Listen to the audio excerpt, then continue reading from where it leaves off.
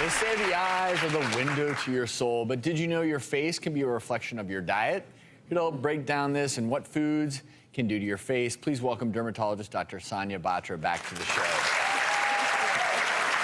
Today's thing's all about what you put in your body and how it affects your health. So yeah, we actually worked on one of your headshots just to show you what sugar face looks like. Travis, you're a mess. And so anything in your diet, like you mentioned, has a tremendous impact on your skin.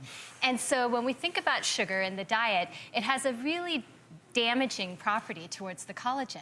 And this is due to a process called AGE, which is a really good acronym. It's Advanced Glycation End Products. And what that means is when you have sugar in your body and in your bloodstream, it actually can form very harmful molecules. It binds to proteins, which selectively target your collagen and your elastin. It leads to wrinkles. It leads to sagging of the skin. You lose the structural supports. You get saggy pores and open pores. And some people even get acne. So yet another reason to avoid sugar. Another reason. It's too much sugar, right? We're talking about these massive sugar spikes when that's happening. It's when you have very, very elevated blood sugar levels. So we're talking about a lot of this has even been extrapolated from people with diabetes who have very, very elevated glucose levels in their blood. But we do see this even in normal people. If you eat too many sweets, it's going to take a toll. I love that we have a dermatologist saying it is about what you eat, because it seems like for so many years people are like, no, you can have a burger, it's not going to affect your skin. So I'm glad you're here kind of breaking these myths. Now tell us about this dairy face. Yeah, what's next? Yes, I think we have a photo of Dr. Travis with the dairy face.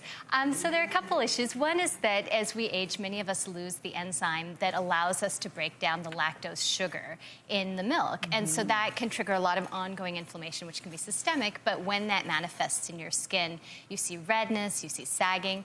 And then, unfortunately, a lot of dairy products now are treated with artificial hormones. They're also treated with estrogen and progesterone. And so those actually do act on our skin as well. Let me ask you, because I'm a dairy fan. I love cheese. I just had yogurt. But I've gotten to a point where I'm always going with, you know, with cow milk that is not treated with hormones. And so does that cover me on a lot of this stuff? I think it does, because we think, you know, actually there are some very lovely randomized trials that showed that people who had higher dairy consumption, which was not organic, which was treated with outside hormone sources, actually had more breakdowns. I think dairy is the one thing, it's worth the expense to go organic. It just makes a lot of sense when it, you know, not only in terms of how the milk is produced, but boy, for your overall health. And we have one more before we go. This one's called Drunk face. So this is Dr. Travis, and this is not the face you get when you've had one too many or you're drunk. This is actually the face you get when you've had too much wine or too much alcohol. A lot of people wish they would see that face when they've had a couple of drinks. Could you imagine? There you go. Give me another one. I just saw Dr. Travis. I'm more so just laughing at my pose.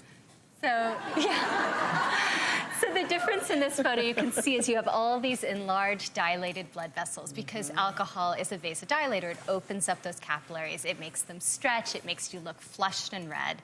And then the other thing you'll see if you look really closely at that photo is that alcohol is really dehydrating. So it can accentuate your wrinkles. It can just make you overall look more tired and saggy. You look awful, So, Travis. You know what?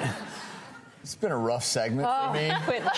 Can we wrap it? No, I think it's a great concept. What you put in your body truly does or is reflected in your face and your skin. Dr. Batra, thank you for the gentle reminder. Always appreciate it.